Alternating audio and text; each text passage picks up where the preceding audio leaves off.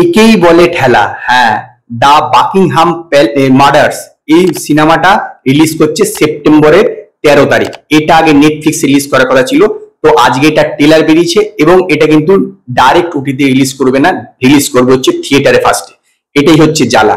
তো এই ট্রেলারটা কিরকম হলো সেটা নিয়ে আজকে আমি আপনাদের সঙ্গে এই ভিডিওতে আলোচনা করব। দেখুন, এই ট্রেলারটা দেখে প্রথম আমার যে কথাটা মনে হলো, এটা কোন ভাষায় তৈরি হওয়া ছবি? আমার তো মনে হচ্ছে এটা ইংলিশ ভাষায় তৈরি হওয়া ছবি। হিন্দি পুরো ট্রেলারটাতে না 3টে থেকে 4টে শব্দ আছে আর পুরোটা ইংলিশে।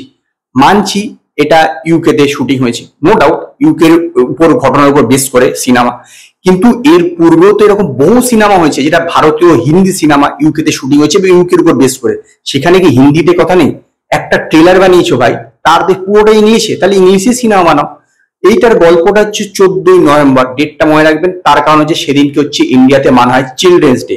তো সেই দিনকে বার্কিংহাম পার্কে, যে বার্কিংহামে একটি পার্কে একটি মার্ডার হয়, তো 3জনকে সাসপেক্ট ধরা হয়।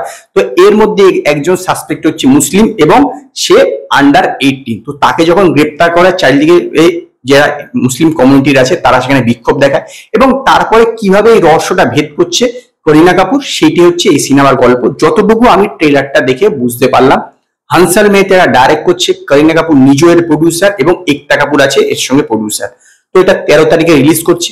তো এই পুরো যে সিনেমাটার মানে গল্পটা যে বিশাল কিছু আছে আমার সেরকম মনে হয়নি। হানসাল মেহতার তো একটা টুইস্টও থাকে, এমনিতেই থ্রিলার একটা টুইস্টও থাকে।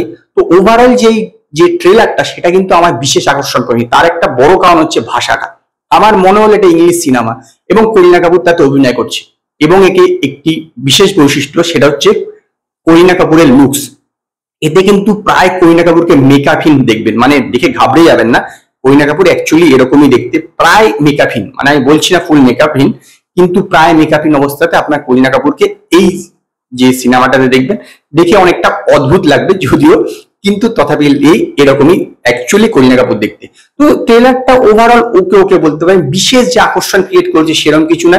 যেরকম ভাবে এটার ভাব করার চেষ্টা করছে সেরকম কিন্তু বিশেষ কিছু ফোটেনি সত্যি কথা বলতে গেলে। এবং এর পাশাপাশি যেহেতু ইংলিশে সমস্ত কিছু মনে হচ্ছিল যেন ইংলিশে হচ্ছে, বিশেষ একটা মনের মধ্যে দাগ কাটতে পারেনি। আমি এরকম নয় যে সিনেমাটা দেখবো না, অবশ্যই দেখবো, কিন্তু ট্রেলার হিসেবে এটা খুব একটা অন্তত আমার মতে ভালো হয়নি, বিশেষ একটা ভালো হয়নি, বিশেষ আকর্ষণীয় কিছু নেই। এমনিতে টিজারটা আমি রিভিউ করিনি, এই কারণে সেরকম আমার কিছু ভালো লাগেনি। তো ট্রেলারটাও কিন্তু সেরকম আমার ভালো লাগেনি এবং সেই কারণে দ্য বাকিংহাম মার্ডার্স এই যে ট্রেলারটা, তাকে আমি 5-এর মধ্যে মাত্র 2 স্টার দেবো। যদি আপনারা এই ট্রেলারটা দেখে থাকেন ইউটিউবে, তো আপনারা আমার কমেন্টে জানাবেন আপনাদের এই ট্রেলারটা কিরকম লেগেছে।